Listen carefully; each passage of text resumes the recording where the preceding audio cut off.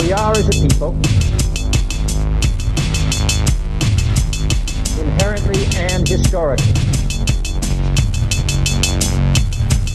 opposed to secret society, opposed to secret oaths, opposed to secret proceedings, secret proceedings. No official of my administration, whether his rank is high or low, should interpret my words here tonight as an excuse to censor the news, to stifle dissent, to cover up our mistakes, or to withhold from the press and the public the facts they deserve to know.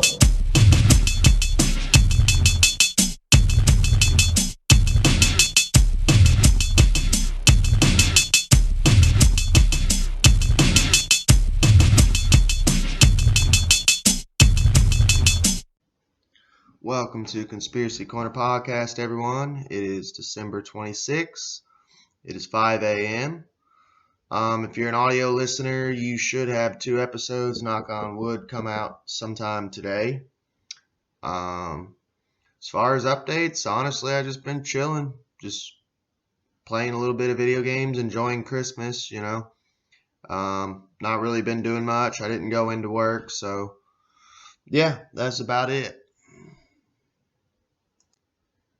All right, so now we've covered quite a bit of Dr. Fauci and his shenanigans, as far as like the beagle experiments, the monkey experiments. We've done 2 episodes about Fauci already. If you're watching on YouTube, I will leave those episodes in the credits. Those are just the cherry on top of the cake, man. What we're going to get into has nothing to do with monkeys. It has nothing to do with guinea pigs or beagles. It has to do with actual human kids. This came to my attention. Oh, I will leave those videos, though, those 2 videos in the credits if you're watching on YouTube. If you're not watching on YouTube and you'd rather listen on audio because it saves your battery, you can check us out on Breaker, Google Podcasts, Radio Public, Spotify, and Anchor. But yeah, those are just the cherry on top of the cake. Fauci has used actual human children. And this came across my attention through a channel called Jamie Deluxe. It might just be Deluxe, D-L-U-X. That and Robert F. Kennedy Jr. has put out a new book on Fauci. And, yeah, from what I've heard, it's freaking fire, dude. It goes all the way back to the AIDS epidemic, which I'd like to do a whole episode on it. I don't understand how this man has not been hung at the gallows, for one. And 2, I do not understand how anyone from the gay community, and honestly, anyone with a sane brain upon their shoulders, is supporting this goblin dude, man. It blows my fucking mind. But let's get into guinea pig kids.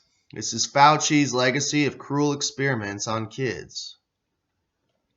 The recent Beaglegate scandal accomplished what a global C-word pandemic, a gain-of-function research scandal worldwide, V mandates, and a career of squandering American tax dollars could not. It got the world to stop and question the integrity of Dr. Anthony Fauci. Now, sorry I have to use code word. You know how it is. I'm on YouTube, so tis what tis. In recent weeks, mainstream and social media have exploded with accounts of the cruel animal experiments funded by the National Institute of Allergy, or NIAID, using American tax dollars. The NIAID, a division of National Institutes of Health, operates under the direction of Dr. Fauci. Viral social media posts describe how, after being starved and having their vocal cords removed so that they could not howl or bark, beagles had their heads trapped in cages with hungry sand fleas that ate their host alive. Other puppies were injected with lab-made mutant variants of tick-borne bacteria before being exposed to hundreds of ticks that then sucked their blood for up to a week. Their blood was drawn twice a week for 8 weeks, and then they were sacrificed. In yet another experiment, beagles were injected with heartworm larvae and later euthanized so the larvae could be used in other experiments. The WCW investigation that broke these stories triggered a public outcry and a bipartisan effort to hold Fauci accountable for the unnecessary and abusive experiments he signed off on using millions of taxpayer dollars. That's you and my dollars, man. You and me. You and me. The subsequent mainstream media hit pieces on WCW are evidence of the impact Beaglegate had on public perception. Quote, "The irony is that it's these little puppies bringing the outrage," unquote, said Vera Sharav, human rights activist and founder of the Alliance for Human Research Protection, AHRP.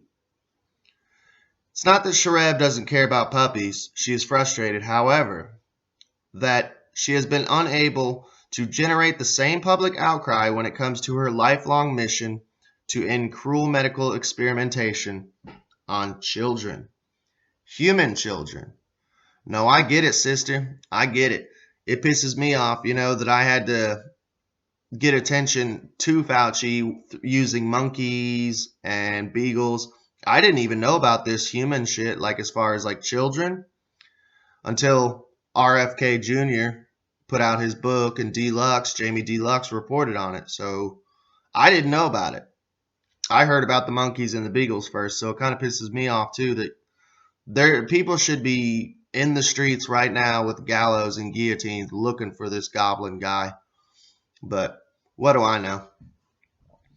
Animals have powerful advocates like People for the Ethical Treatment of Animals, fighting to protect them from this kind of abuse, Sharav said. But these children are disposable. It's a travesty. As a child survivor of the Holocaust, Sharav witnessed firsthand how a corrupt system can systematically obliterate moral norms and human empathy in the name of public health. She has worked for decades to put a stop to unethical and abusive medical practices, including those subsidized and facilitated by government agencies and big pharma. Her battle to break through conspiratorial silence and get the attention of the media and regulatory authorities has been an uphill battle spanning decades. But in 2004, there was a glimmer of hope. The BBC reached out to Sharav as part of an investigation for a documentary film called Guinea Pig Kids. Based on the findings of the investigative journalist Liam Sheff, the gut-wrenching documentary exposed Fauci's torturous clandestine medical experiments on HIV-infected children in the care of Incarnation Children's Center, ICC for short. Sharav teamed up with Sheff, investigative reporters Celia Farber, and the film's director Jamie Doran. For a brief time, the three believed the truth might finally come to light. But as they all discovered, shedding light is not for the faint of heart. Who were the guinea pig kids? The ICC, which marketed itself as New York City's only skilled nursing facility, provided specialized care for children and adolescents living with HIV and AIDS, was the scene of these crimes against humanity. In 1992, NIAID provided funding to reintroduce the ICC as, quote, an outpatient clinic for HIV-positive children, unquote. And the clinic became part of Columbia University's Pediatric AIDS Clinical Trials Unit.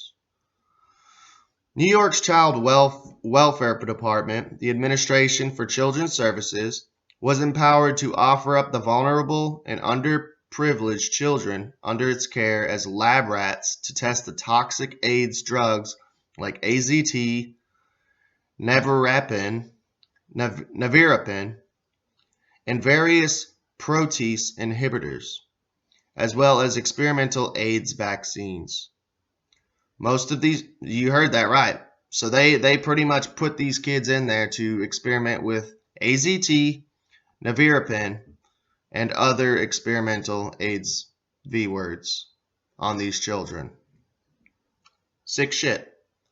Hence they are the guinea pig kids. Most of these drugs approved for the adults with AIDS carried black box warnings and caused potential lethal side effects, including bone marrow death, organ failure, deformities, and brain damage. So these are the side effects that they had on the box warnings. Bone marrow death, organ failure, deformities, and brain damage. Most of the children were black, Hispanic, and poor, often born to drug-addicted mothers. So there you go, kind of like the Tuskegee experiment, which I would like to do a whole episode on. So, yeah.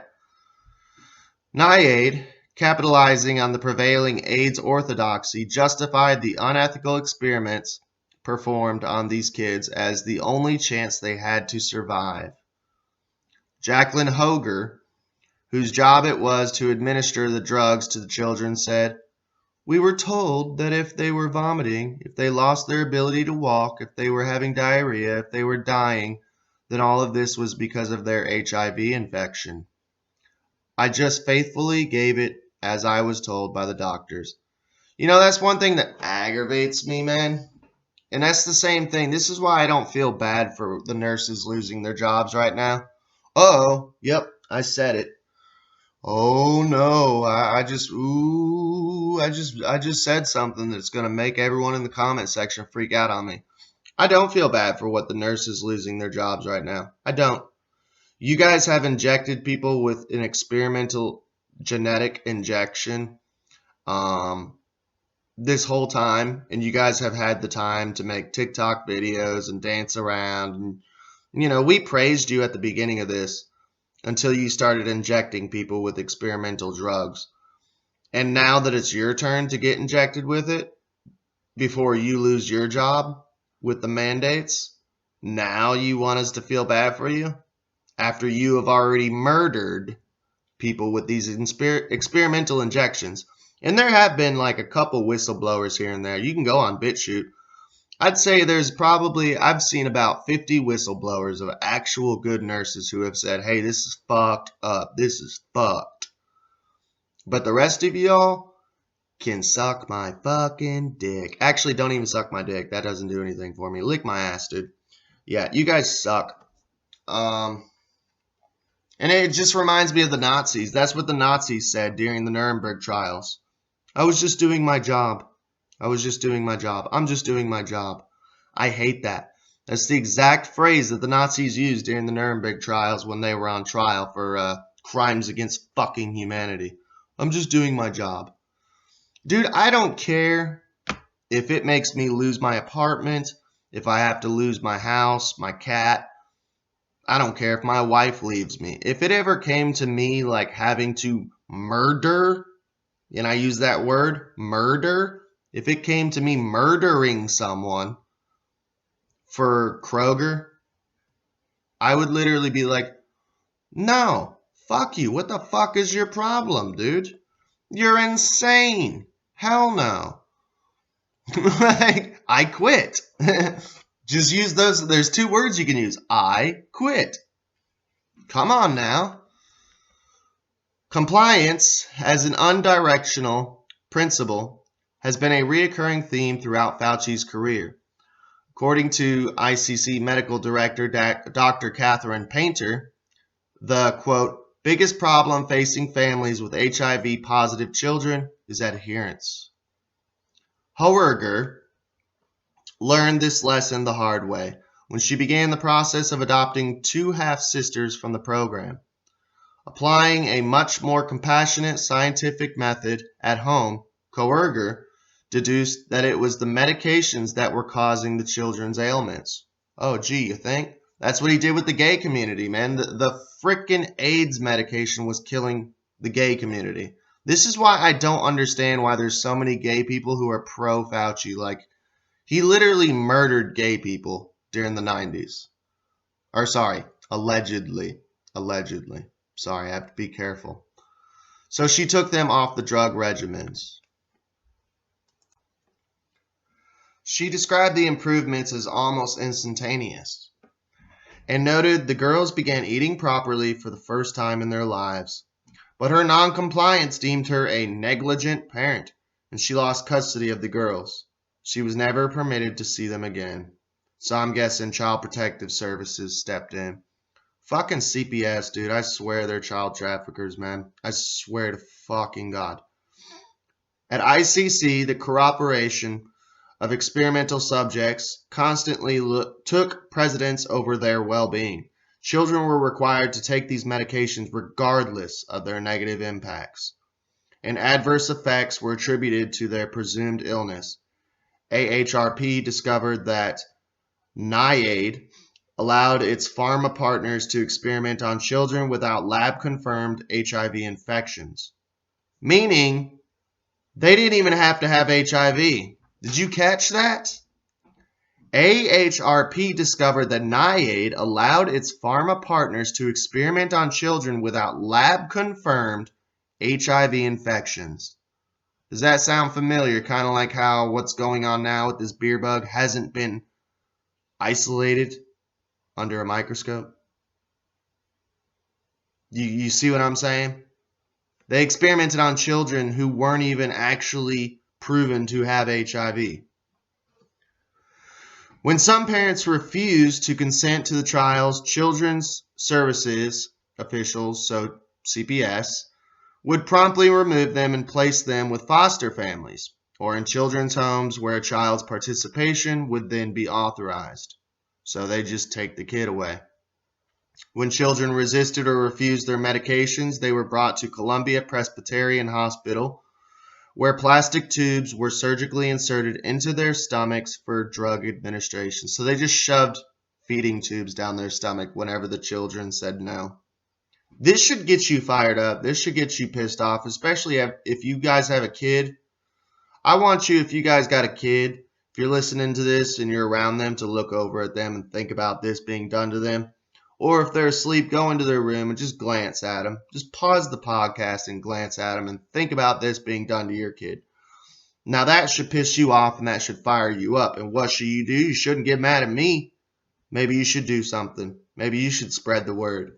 Maybe you should be, I don't know, writing letters to the White House about Fauci. Maybe you should be protesting. Maybe you should be doing acts of blank.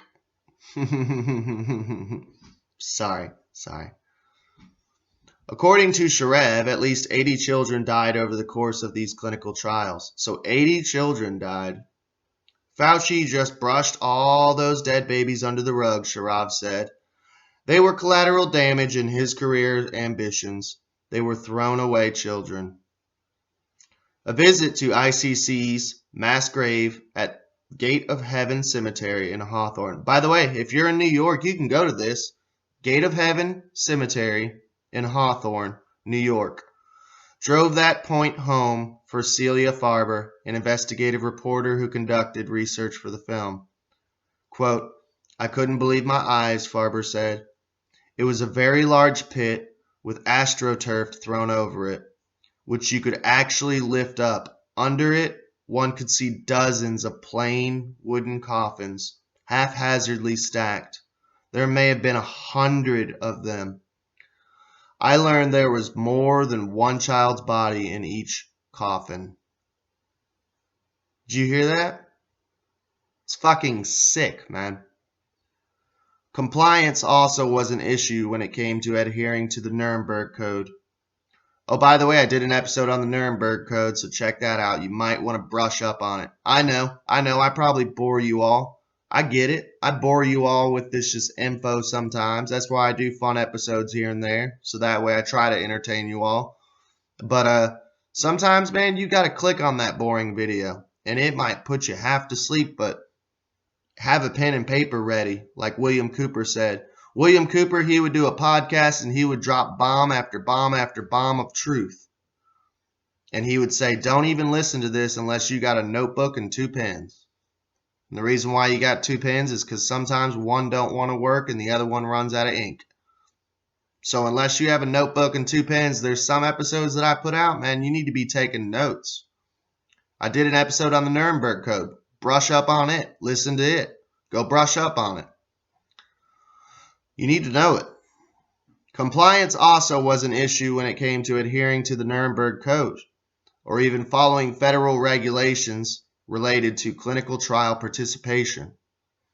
Instead of adhering to the requirements put in place to protect foster children, New York created an institutional review board, an ethics committee comprised of representatives from the same hospitals who were conducting the research to grant approvals.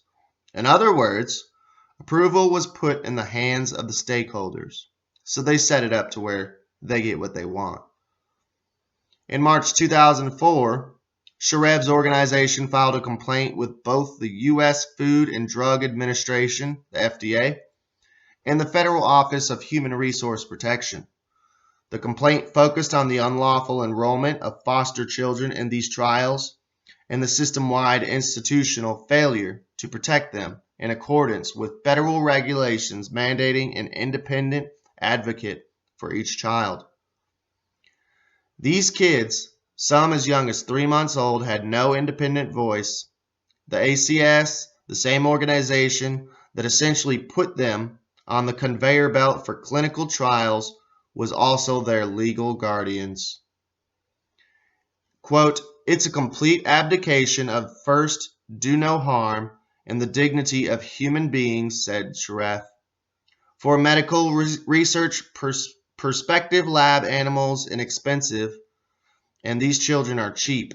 The government handed them over like a herd of animals.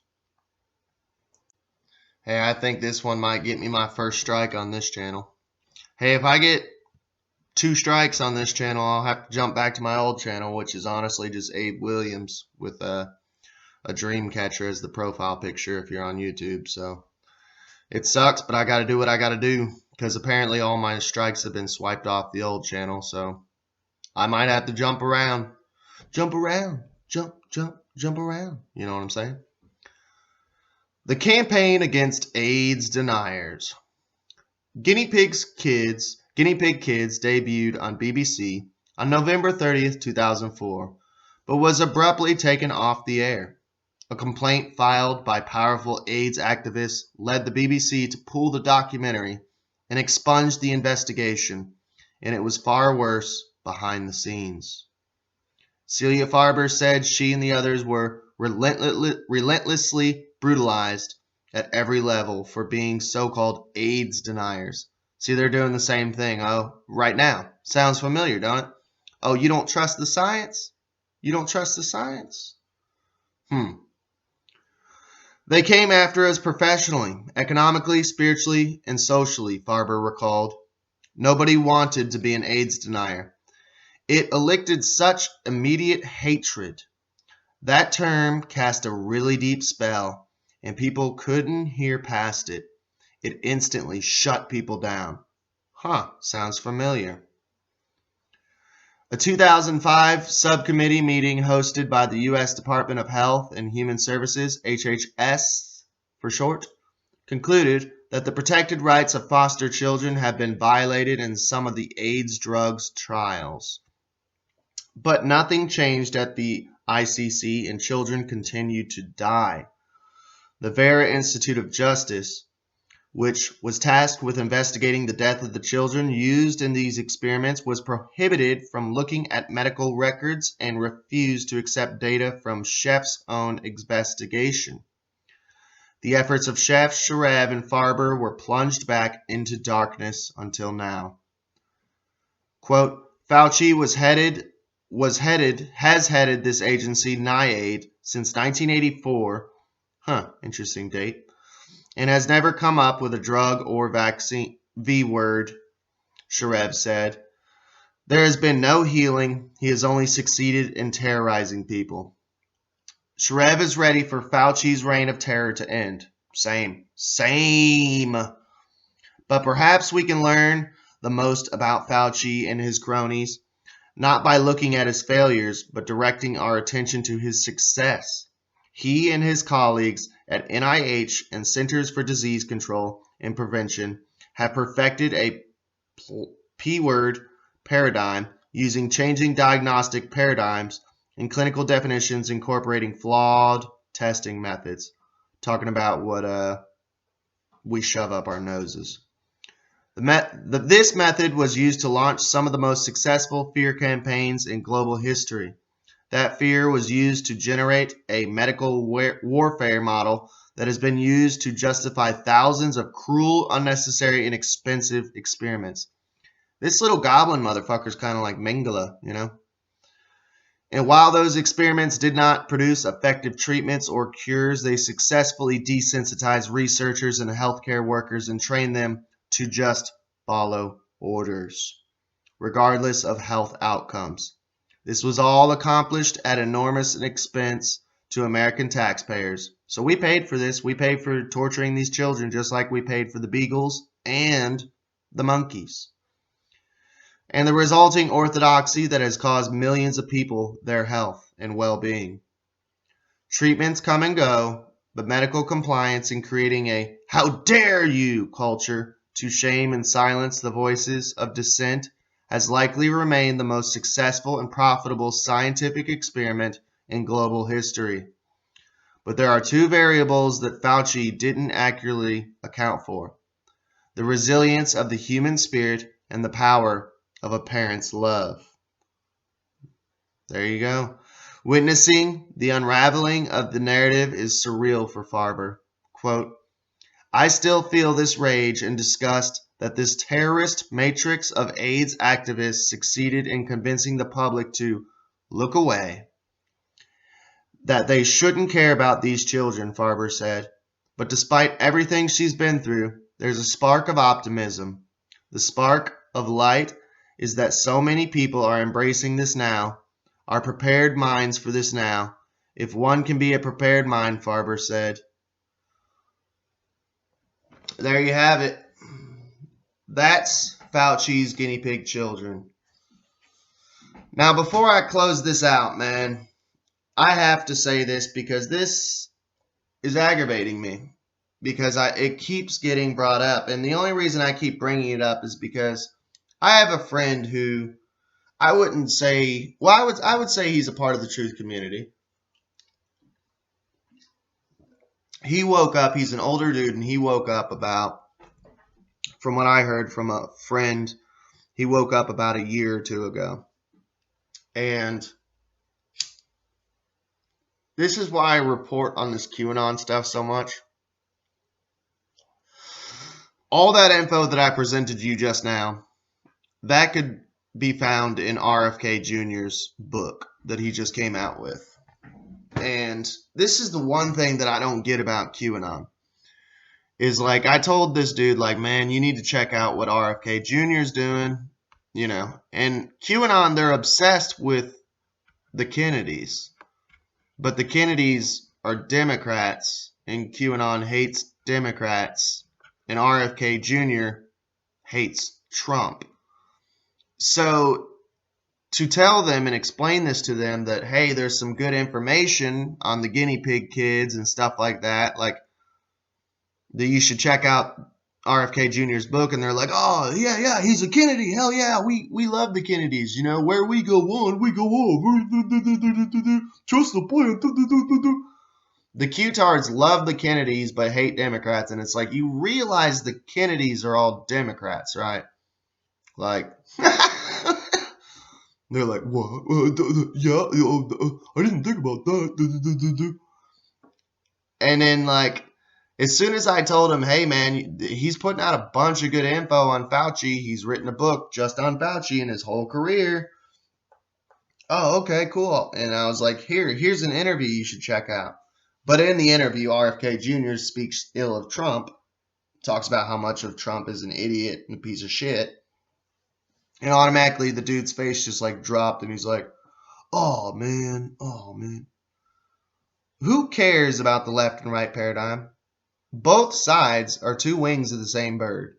And sorry I sound like a broken record, but it just aggravates me and it drives me fucking nuts. You're going to throw the baby out with the bathwater because someone picked a D or a blue instead of a red or an R. That, and it's just, this whole QAnon shit is getting on my fucking nerves. I can't wait till they all go away. And it makes me so mad because they've even started infiltrating the flat earth community. And like, there's been conspiracies about Antarctica as far as like, is it the hollow earth or is it flat earth or what's in the middle of Antarctica that they used to block out with like Google Earth images and shit like that. They started infiltrating that shit. They are literally infiltrating every conspiracy possible. And I swear it's gotta be like CIA agents or something. I'm not even joking at this point. I swear that QAnon, like, it's got to be CIA agents, and they're trying to infiltrate literally every part of conspiracy theory. And some parts that I don't even agree with, like the reptilian conspiracy, they're infiltrating it. Flat Earth, they're infiltrating it. Hollow Earth, they're infiltrating it. The Nephilim, they're infiltrating it. They are infiltrating every part of conspiracy theory, and it's aggravating me because they're muddying the waters and they are destroying everything in their path, and it fucking sucks. I mean, as soon as I start talking about conspiracies or anything conspiratorial, people automatically assume I'm a fucking Q-tard. And it's like, dude, I've been awake for literally 11 years now. And you calling me a Q-tard? Are you fucking kidding me? I will smack the spit up out your mouth, man. But that's all she wrote for today. Y'all hit me up in the comments. Please like, share, and subscribe. And I mean that. Please like, share, and subscribe. I need the support, man. Y'all need to support me. I'm doing this for free, man. But I love you all, and you all have a good day. We are, as a people, inherently and historically opposed to secret society, opposed to secret oaths, opposed to secret proceedings. No official of my administration, whether his rank is high or low,